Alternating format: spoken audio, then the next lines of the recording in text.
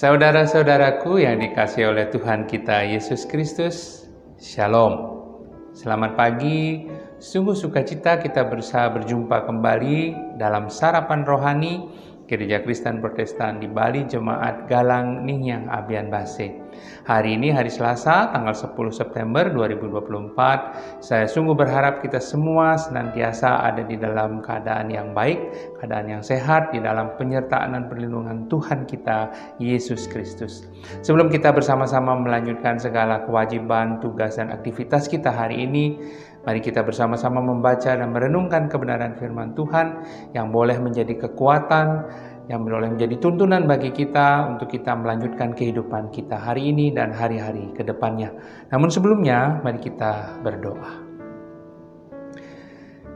Terima kasih Tuhan atas pemeliharaan dan penyertaan Tuhan di dalam kehidupan kami.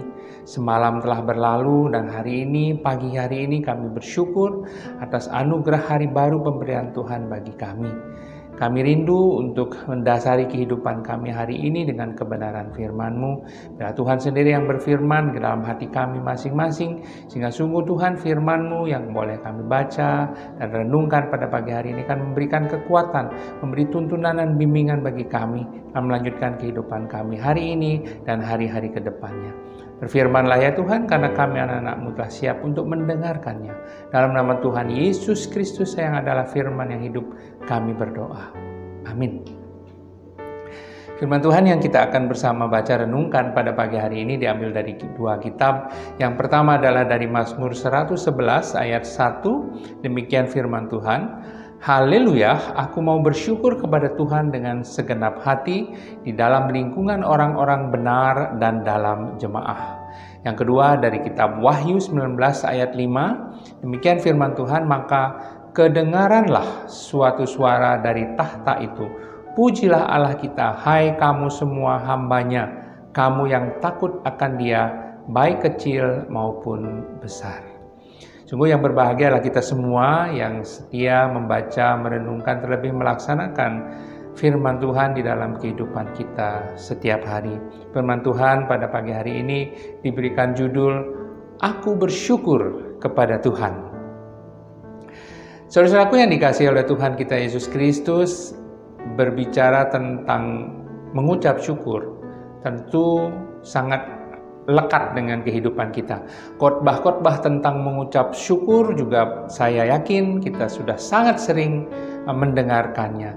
Bahkan saya juga yakin di dalam kehidupan kita seringkali kita mendengar atau dihadapkan pada pernyataan. Misalnya seperti ini. Jika kondisi dan situasi kita dalam keadaan yang baik-baik saja, kita sedang bahagia oleh karena berkat-berkat Tuhan yang dalam kehidupan kita sedang menikmati kesuksesan di dalam karir, pekerjaan, dan usaha, maka kita akan sangat mudah mengucap syukur kepada Tuhan. Bagaimana jika sebaliknya kondisi kita sedang terpuruk, usaha kita sedang diambang kehancuran, karir kita merosot, kesehatan kita juga tidak sedang baik-baik saja. Masihkah kita mampu untuk mengucap syukur kepada Tuhan?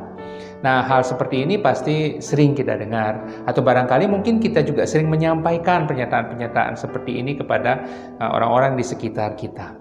Saudara-saudaraku yang dikasihi Tuhan, pagi ini saya ingin mengingatkan kita kembali bersama-sama, saya dan saudara-saudara semua, bahwa melalui firman Tuhan yang kita baca tadi dari Mazmur dan kitab Wahyu, kita diajarkan kembali bagaimana sikap hati kita dalam mengucap syukur kepada Tuhan, tidak hanya di dalam ucapan saja, tapi jauh lebih dalam lagi di dalam hati, pikiran, dan perbuatan yang kita nyatakan.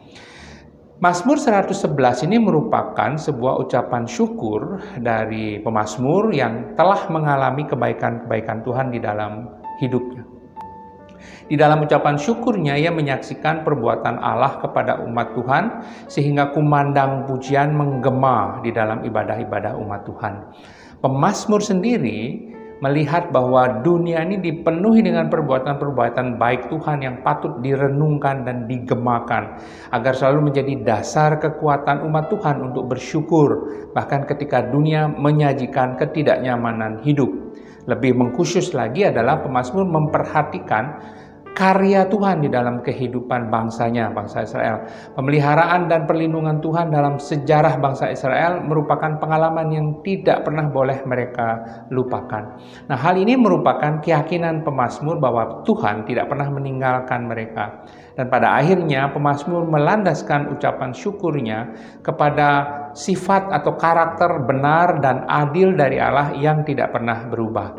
Nah, karakter inilah yang kemudian menjadi suatu jaminan yang pasti bahwa perjanjian Tuhan, perjanjian Allah itu sifatnya kekal, dan demi namanya Allah yang kudus dan dahsyat, pemazmur dan umat Tuhan pasti akan mengalami terus-menerus kasih setia Tuhan.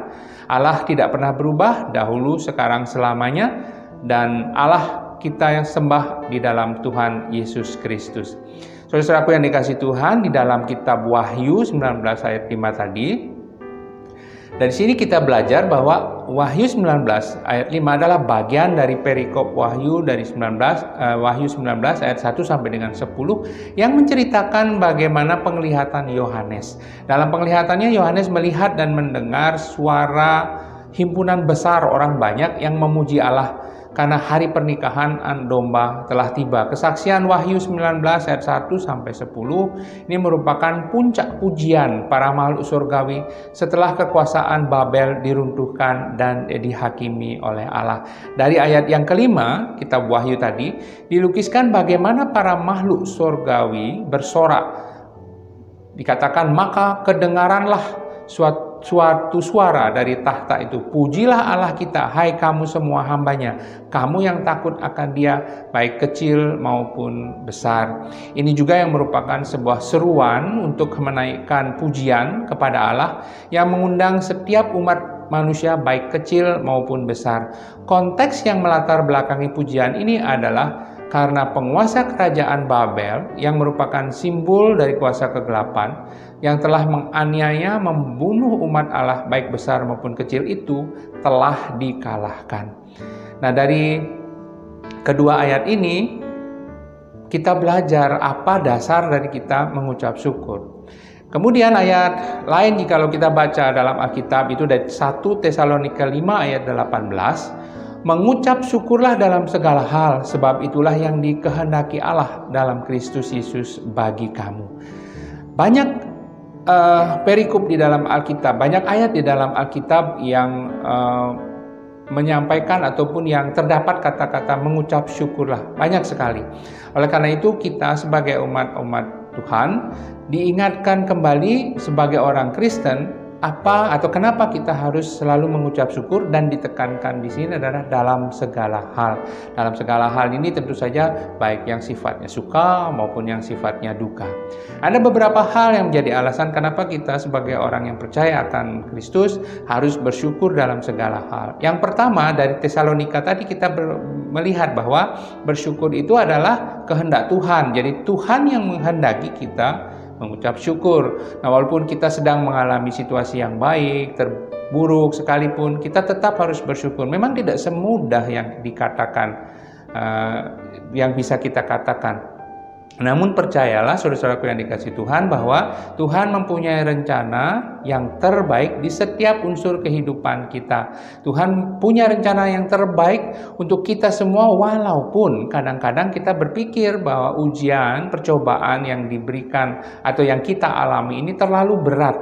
Namun kuncinya adalah kita mampu bersyukur dalam hal yang buruk. Seperti tadi di awal saya sampaikan, kalau kita lagi sukacita, penuh berkat, karir meningkat, mengucap syukur gampang sekali. Tapi kalau susah, lagi sakit, lagi terpuruk, ini tantangannya kita untuk tetap bisa mengucap syukur. Kenapa? Tuhan menghendaki tidak hanya di dalam suka kita mengucap syukur, tapi dalam duka pun, dalam situasi yang sebaliknya pun kita juga harus mengucap syukur. Kenapa? Karena kunci dari seseorang mampu menghadapi ujian, percobaan yang berat itu adalah ketika kita bisa bersyukur.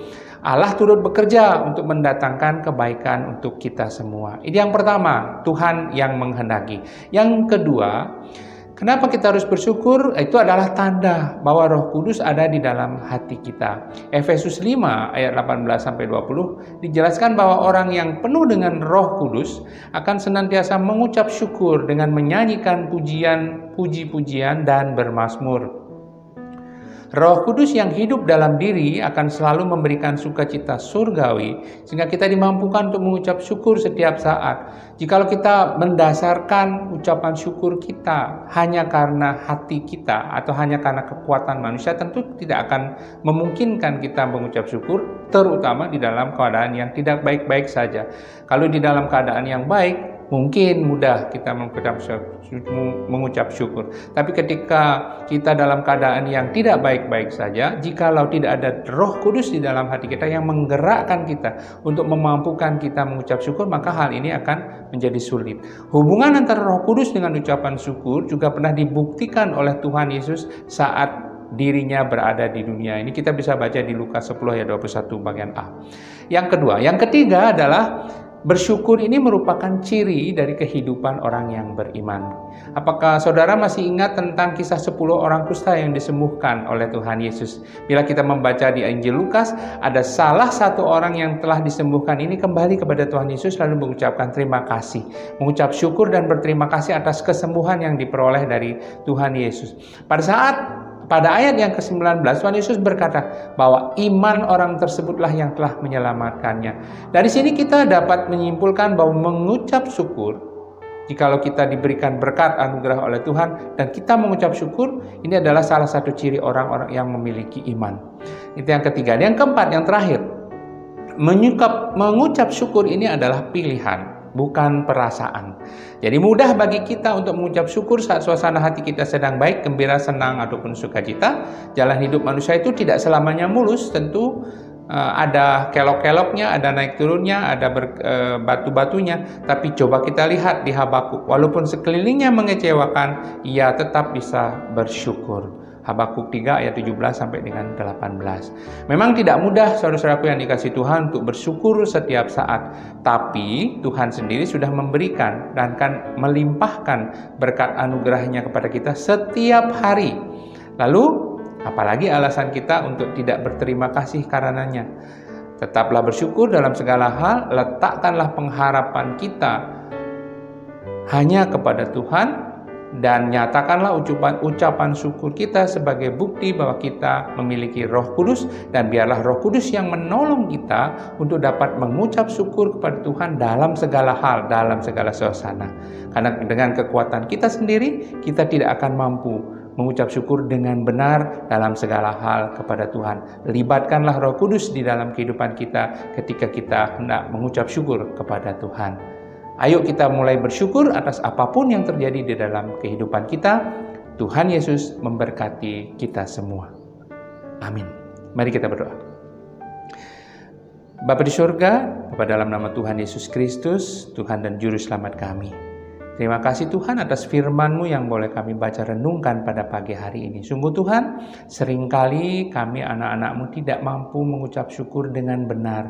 Mudah bagi kami ketika segala sesuatu berjalan dengan baik, sesuai dengan rencana kami manusia, sehingga kami mudah untuk bersyukur. Namun ketika cobaan datang, ketika hal-hal tidak sesuai dengan rencana dalam kehidupan kami, seringkali kami menjadi marah, mengeluh, menggerutu, dan tidak mengucap syukur. Ampunilah kami Tuhan, biarlah hari ini kami diingatkan kembali, kami ditolong oleh Roh Kudus untuk dapat betul-betul mengucap syukur, berterima kasih atas berkat anugerah limpah kasih Tuhan bagi kami setiap hari. Sehingga ucapan syukur kami hanya tertuju pada hormat dan kemuliaan bagi nama Tuhan saja. Dalam nama Tuhan Yesus Kristus kami berdoa. Amin. Selamat menjalani kehidupan yang penuh dengan ucapan syukur kepada Tuhan Yesus Kristus, kepada Allah Bapa di sorga, dalam segala hal yang terjadi dalam kehidupan kita. Shalom.